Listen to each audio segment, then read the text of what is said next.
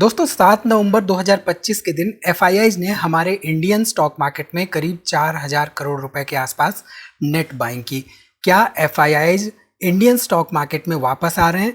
अगर वापस आ रहे हैं तो कौन से वो स्टॉक्स हैं जिनमें कि वो रिसेंटली उन्होंने बाइंग की है? हमारे चहेते इन्वेस्टर्स किन स्टॉक्स में बाइंग कर रहे हैं, डिटेल में जानेंगे इस छोटी सी वीडियो में। तो वीडियो को यहाँ पे पूरा देखिए और स्टॉक मार्केट इन्वेस्टमेंट के बारे में कुछ नया सीखिए। ध्यान रखिए, वीडियो सिर्फ इंफॉर्मेशन एंड एजुकेशन के पर्पज से, तो यहाँ पर किसी भी तरह का कोई भी बाय या सेल रिकमेंडेशन नहीं है एज पर सेबी रेगुलेशंस।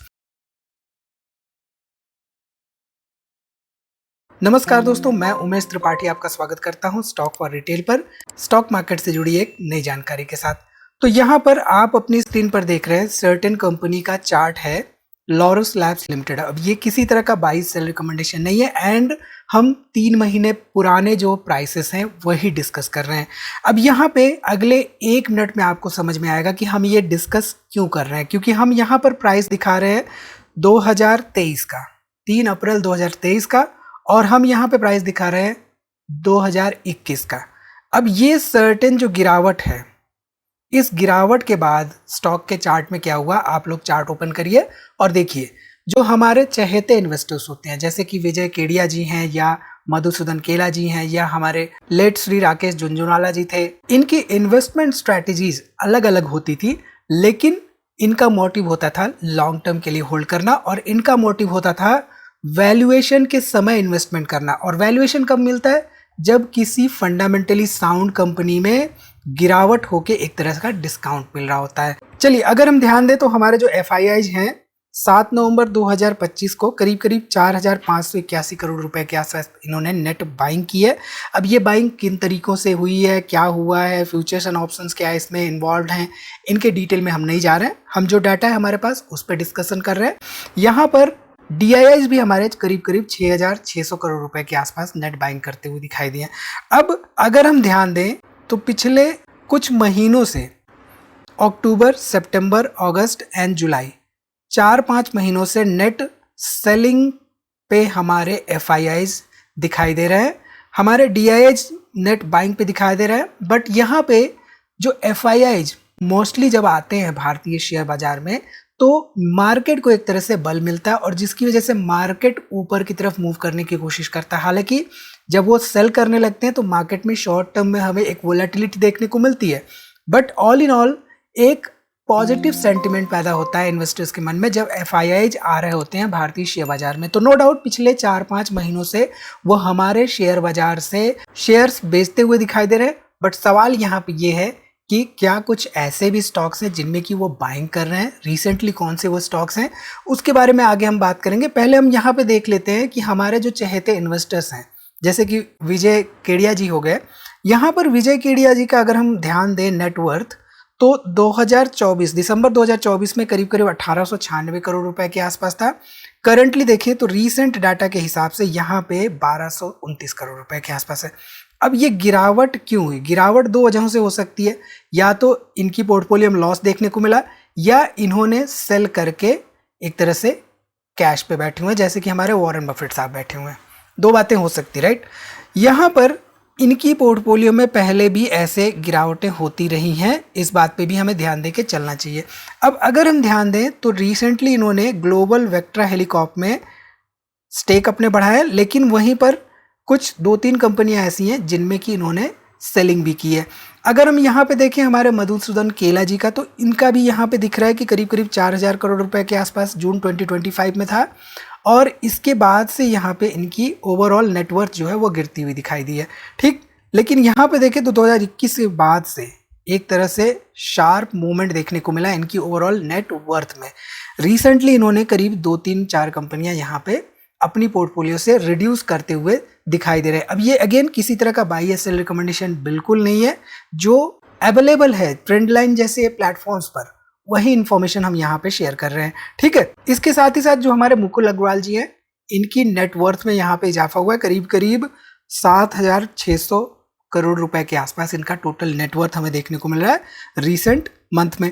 इन्होंने यहाँ पे कुछ सर्टेन स्टॉक्स में अपनी होल्डिंग बढ़ाई है और कुछ सर्टेन स्टॉक्स हैं जिनमें की होल्डिंग अपनी कम की है। कई सारे प्लेटफॉर्म्स है जहाँ पे ये डाटा आप देख सकते हैं। हमने रिसेंटली ट्रेड ब्रेंच के बारे में डिस्कस किया था, वहाँ पे भी आपको ये डाटा दिख जाता है। यहाँ पे भी ट्रेंड लाइन जो है, यहाँ पे भी आपको ये डाटा दिख जाता है। तो डाटा अवेलेबल होता है, लेकिन डाटा अवेलेबल होने के साथ किस तरह से हमें उसको कंज्यूम करना है और उस इंफॉर्मेशन से क्या डिसीजंस लेने हैं, वो मैटर करता है, वो इंपॉर्टेंट होता है। ठीक है, जो हमारे FIIs हैं, ये आप लेफ्ट साइड पे देख सकते हैं, कल्पत्रु, आदित्य इन्फोटेक, ये सब वो कंपनियां जिनमें कि वो बाय कर रहे हैं। Entero health care, Astral, data patterns, ये सब वो कंपनियां जिनमें कि वो सेल कर रहे हैं। तो मार्केट में बाइंग एंड सेलिंग हमेशा चलती रहती है। ये नहीं कि मार्केट किसी दिन रुक जाता है, थक जाता है, बैठ जाता है। मार्केट हर दिन चलता है, 5 दिन चलता है, और हर दिन किसी न किसी स्टॉक में पोजीशंस बनाई जाती है, किसी न किसी स्टॉक्स में पोजीशंस कट की जाती है, बड़े इन्वेस्टर्स द्वारा और साथ ही साथ हमारे जो चहेते इन्वेस्टर्स होते हैं उनको द्वारा भी। तो स्टॉक मार्केट चलता रहता है, और स्टॉक मार्केट मोस्टली डिपेंड करता है कंपनी के परफॉर्मेंस पर। कंपनी का जो भी प्रोडक्ट है, प्रोडक्ट कंपनी सेल कर रही है, उस सेलिंग पे जो रेवेन्यूज जनरेट हो रहे हैं, उस रेवेन्यूज पे जो प्रॉफिट जनरेट हो रहे हैं, वो मोस्टली डिसाइड करता है कि कंपनी के शेयर प्राइसेस इंप्रूव होंगे आने वाले समय के लिए या नहीं। फिर शेयर प्राइसेस RRP सेमीकंडक्टर जैसे भी मूव किया जा सकते हैं। RRP सेमीकंडक्टर्स हमने रिसेंटली देखा कि 10 रुपए से 10,000 रुपए के ऊपर पहुंच गया है। तो ऐसी कंपनियां भी हमारे मार्केट में, सेबी ने रिसेंटली इस कंपनी के बारे में आगाह भी किया है इन्वेस्टर्स को। तो जस्ट बिकॉज कि शेयर प्राइस मूव कर रहा है डज नॉट मीन कि कंपनी फंडामेंटली स्ट्रांग है। कंपनी फंडामेंटली स्ट्रांग है, शेयर प्राइस मूव कर रहा है, तो वहां पे कोरिलेशन बैठता है। इसलिए मैं हमेशा कहता हूं कि फंडामेंटली स्ट्रांग कंपनियों पर रिसर्च हमें करनी चाहिए। ठीक, अब यहाँ पे हमारी जो FII है, small cap world fund incorporation, इन्होंने रिसेंटली लॉरस लैब्स जो है करीब करीब 4% का स्टेक बढ़ाया। अब लॉरस लैब्स का हमने टेक्निकल चार्ट देखा था, राइट। फंडामेंटल्स पे अगर हम ध्यान दें तो यहाँ पे PG रेशियो जो है माइनस के आसपास है, यानी कि अर्निंग्स ग्रोथ इसमें माइनस हो सकती है। ROE केवल 7%, ROCE 9%। यहाँ पे डेट टू इक्विटी देखें तो 0.46 के आसपास है। फेस वैल्यू यहाँ पे 2 का है, और स्टॉक का पेट्रोस्की स्कोर 7 के आसपास है। पेट्रोस्की स्कोर क्या होता है, ग्राहम नंबर क्या होता है, वैल्यू इन्वेस्टिंग क्या होती है, इन सब के बारे में हमने अपनी वीडियोज़ में डिस्कस कर रखे हैं। करीब 2000 से ज़्यादा वीडियोज़ हमें डिलीट करनी पड़ी। क्यों डिलीट करनी पड़ी, कभी समय मिलेगा तो हम आपसे ज़रूर डिस्कस करेंगे। आप में से बहुत सारे लोग जो है अनसब्सक्राइब करते हुए दिखाई दे रहे हैं। अनसब्सक्राइब क्यों कर रहे हैं भाई? आपको हम सिखा रहे हैं तो सीखिए, आपके ही काम आएगा। इन्वेस्टमेंट आप अपने और अपनों के लिए कर रहे हैं, हमारे लिए नहीं कर रहे हैं। ठीक है, लॉरस लैब्स का यहाँ पे अगर हम सेल्स और प्रॉफिटेबिलिटी भी ध्यान दें तो देखिए, सेल्स 2014 में 1100 करोड़ का था, प्रॉफिट बिफोर टैक्स 121 करोड़ का। थोड़ा सा डिप हुआ, फिर यहाँ पे बढ़ा, फिर यहाँ पे कंसिस्टेंट रहा, यहाँ पे डिप हुआ, फिर यहाँ पे बढ़ता हुआ दिखाई दिया, और वहीं पे रेवेन्यूज वगैरह में देखें तो आपको वही ट्रेंड देखने को मिला। तो कहने का मतलब ये है कि हमें ये चेक करना होता है कि सेल्स में क्या हो रहा है, प्रॉफिटेबिलिटी में क्या हो रहा है, किसी भी कंपनी की एनालिसिस करते समय। ठीक है, अब यहाँ पे अगर हम शेयर होल्डिंग पैटर्न पे ध्यान दें तो दिसंबर 2022 में प्रमोटर्स 27% थे, 42% यहाँ पे पब्लिक, और यहाँ पे करीब करीब 30% के आसपास FIIs एंड DIs थे। अब अगर हम लेटेस्ट डाटा पर ध्यान दें तो यहाँ पर आप देख सकते हैं कि सितंबर के महीने में 27% के आसपास यहाँ पे थे प्रमोटर्स, 34% यहाँ पे पब्लिक, और यहाँ पे करीब करीब 37% के आसपास। तो कहीं ना कहीं से FIIs एंड DIs धीरे धीरे अपनी शेयर होल्डिंग बढ़ाते हुए दिखाई दिए थे इस पर्टिकुलर कंपनी में।